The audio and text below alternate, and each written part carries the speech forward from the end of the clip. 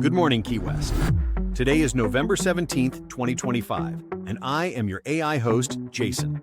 Welcome to the Key West Wire podcast, brought to you by the Key West Post, your go-to for island news, events, history, and culture.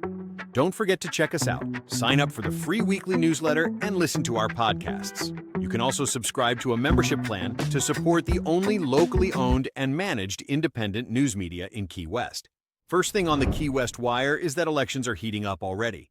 Even though it's only November 2025, next year's summer and fall elections are already buzzing. Commissioner Sam Kaufman is running for mayor against Didi Henriquez, which opens up his District 2 seat. Two familiar names are stepping in.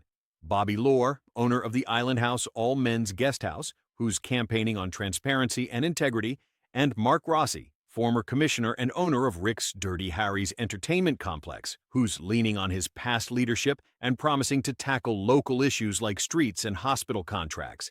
Voters will have to decide if they want an experienced Rossi with deep roots in Key West, or if they want a newcomer with no political experience to shake things up at City Hall.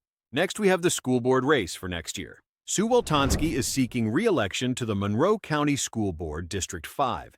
She maintains a blog where she recently criticized conservative groups like Moms for Liberty, a group of mothers who pushed for removing pornographic books from school libraries. They also helped pass legislation giving parents more rights in education. Likewise, the Florida State Board of Education just adopted the Phoenix Declaration, a set of guiding principles focused on parental choice, transparency, character building, academic excellence, and patriotism. State leaders say these values are meant to unify education across Florida, but Mrs. Woltansky is clearly against these ideas, according to her recent blog post. With her positions against conservative principles, voters will undoubtedly have tough questions on the campaign trail. Next on the Key West Wire is the red snapper season changes. Fishing fans, here's big news. Starting in 2026, Florida will take over management of the Atlantic red snapper season. Governor DeSantis says this will expand fishing opportunities, boost local businesses, and cut federal red tape. Under federal rules, anglers only had 1 or 2 days a year, but under state management, that could jump to 39 days. Supporters see it as a win for the economy and fishing culture, while critics warn about sustainability and overfishing. Either way, Key West is gearing up for an exciting fishing season. Our last story this week will warm your heart, because we had a puppy rescue in Key West.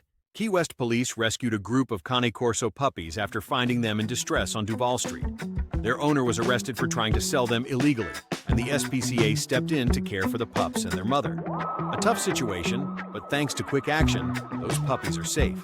That's all for this week's Key West Wire. We are sponsored by the Key West Post, the only independent news media in Key West. It is owned and managed by a Key West native with a unique perspective of the island. Thanks for tuning in and keeping up with the latest news and events.